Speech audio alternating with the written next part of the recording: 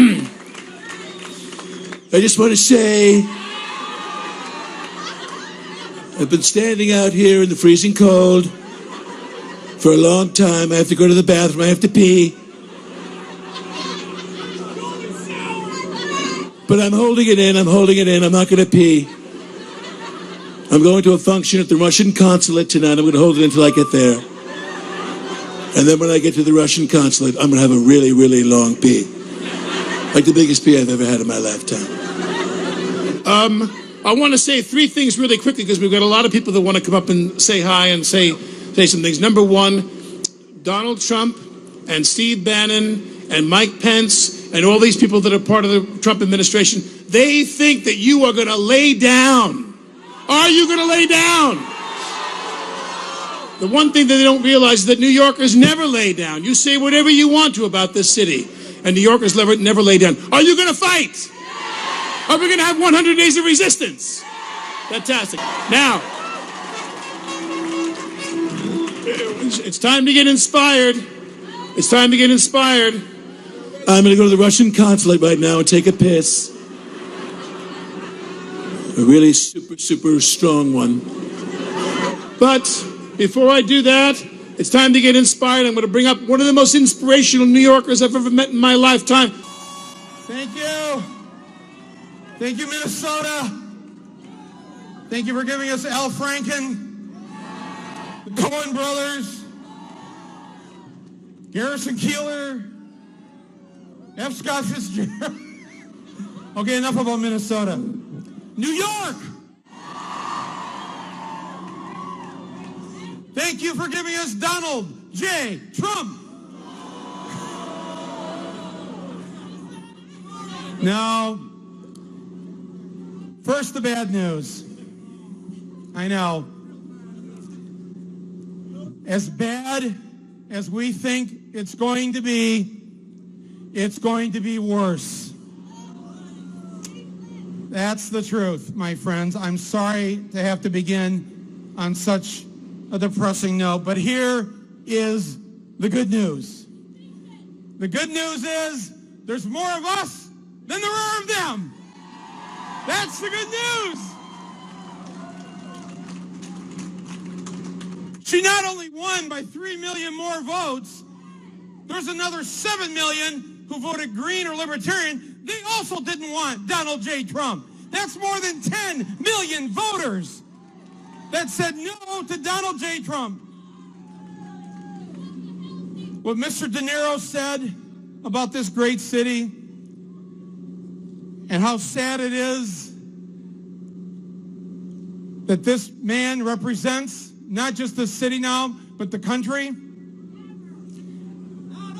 He does not rule with a mandate. There is no mandate. Keep this in mind in your moments of despair. You are not alone. We are the majority.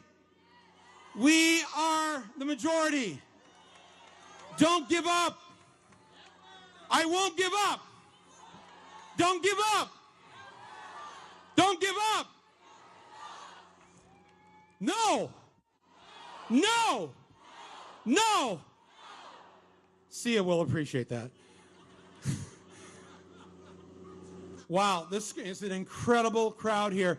You can't see, but they're still trying to get in from Columbus Circle. It's packed back there. They're pushing them over to Broadway to go all the way down to come in from the back. It's incredible that everybody turned out here tonight. This is the beginning of our 100 days of resistance. 100 days of resistance. And that's just the first 100 days, but I like to think positively that it's only going to take us 100 days. Tens of thousands of people are watching this right now on live stream all across the world. Welcome, all of you, to New York City. I want you to get out your devices, whatever you're carrying. If you're at home, go to 100daysofresistance.org. And there you can sign up, and we are going to have missions and different things we're going to be doing here in these first 3 months. Everybody, there's lots of groups, lots of people involved, whether you're a group or an individual. Everybody has to commit to doing something every single day now. Every single day. You don't have to quit your job. You don't have to drop out of school. It's just something very small you have to do. Every day, you have to contact your member of Congress or one of your two senators. Every day. It takes 3 minutes. Wake up, brush teeth, make coffee, contact Congress. That's the new morning routine. The phone number is 202-225-3121. You call that number any time of the day or night. A human being answers it. There's an actual 24/7 switchboard. Call that number. If you don't know who your congressperson is, that's okay. Just give them your zip code. Everybody knows their zip code. Give them your zip code and they'll go, oh, well, your member of Congress is Jerome Nadler. May I put you through? And they'll put you right through. In fact, you can say, no, I'd like his private line. Can I have a direct number? They will give you the direct number. Each of you have one representative and two senators. They only work 3 days of the week, Tuesday to Thursday. If you can't do it all 5 days on those 3 days, call your rep one day, call your senator the next day, and call your other senator the next day. And every day we'll be posting what we need to be pushing for. We need to stop Rick Perry. We need to stop Betsy DeVos right now. I know her from Michigan. She's helped to destroy our public schools. Who here promises to call Congress every day or at least 3 days a week? Who's going to do it? What's the number again? 202 225 3121. You're paying for the phone. You might as well use it.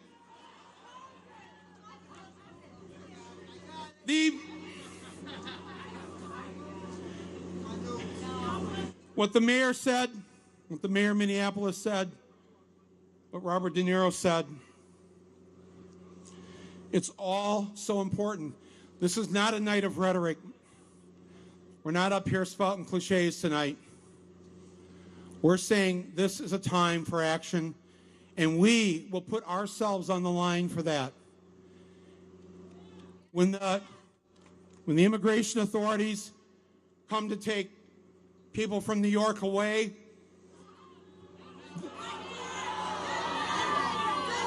the mayor has said that's not going to be a cooperative venture. So if they decide to send the feds in anyways, we have to do something about it. I'm sorry to have to put this out there, but it's not just going to be about coming to demonstrations like this. We're going to have to put ourselves on the line. I'm sorry to say this. We're in a very dangerous moment in history where a malignant narcissist and a sociopath is in the Oval Office. This is a very dangerous moment.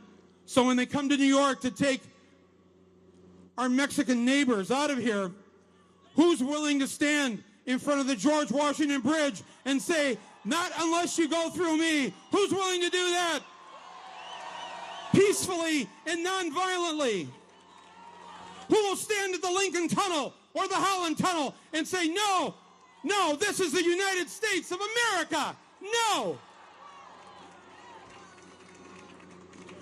If he tries to put up a Muslim registry where Muslim Americans, keyword Americans, are supposed to sign up, I will be the first one to sign up on the Muslim registry. Who will join me?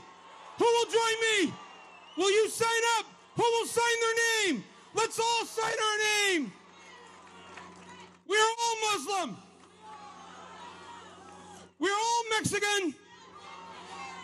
We're all women. We're all Americans.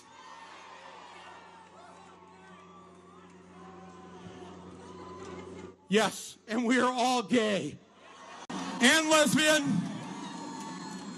and bisexual and transgender, and God damn it, we are all queer too.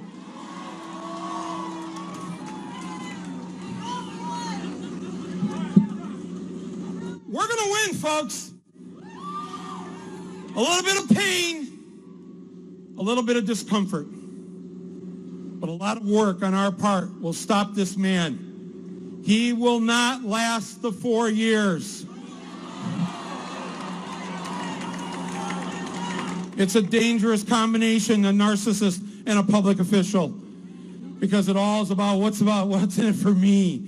Me, me, me, me, me, me, me, me, me. And when they think like that, that's when they break the law. And that's when he'll go down.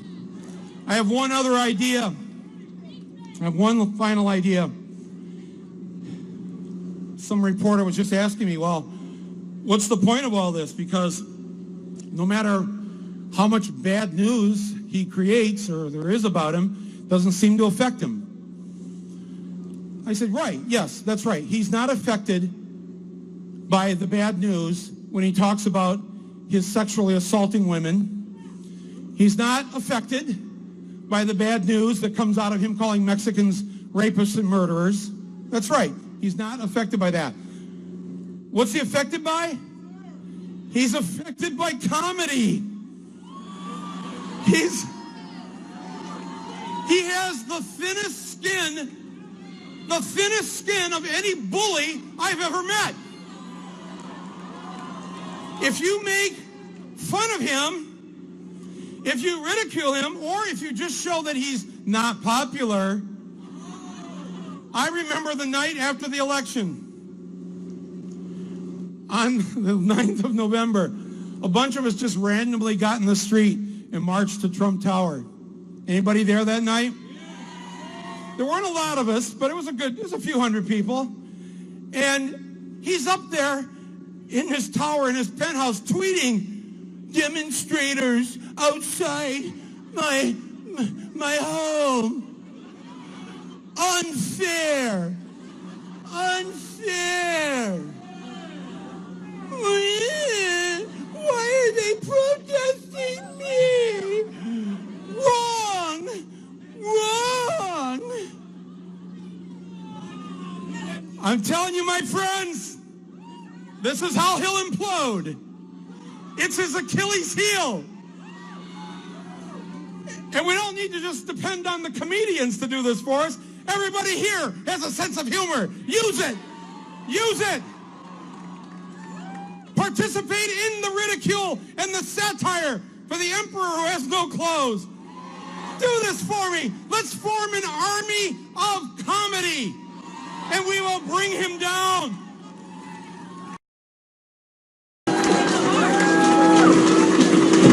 See you at the march. Hi, Marissa Tomei. And tomorrow, you know who will take an oath as President of the United States of America.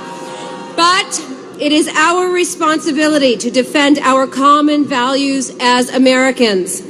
So, to lead us now in taking our oath, the same oath that he is taking, are community activists Rob Nanas, Farah Bala, and Tyler Thomas.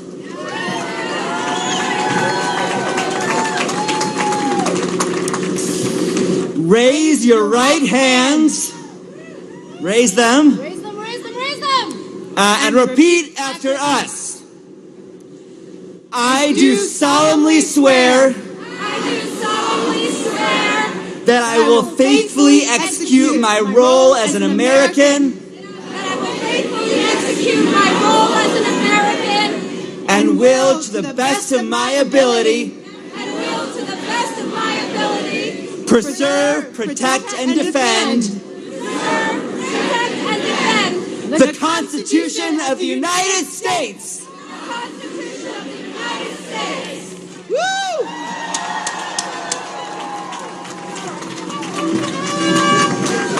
So share your oath and follow taketheoath.us online to take action.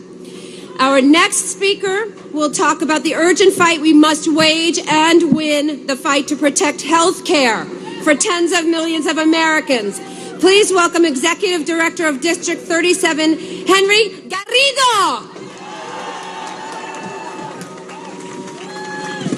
How you doing? So, you know, I'm from a union. In our union, we have a chant.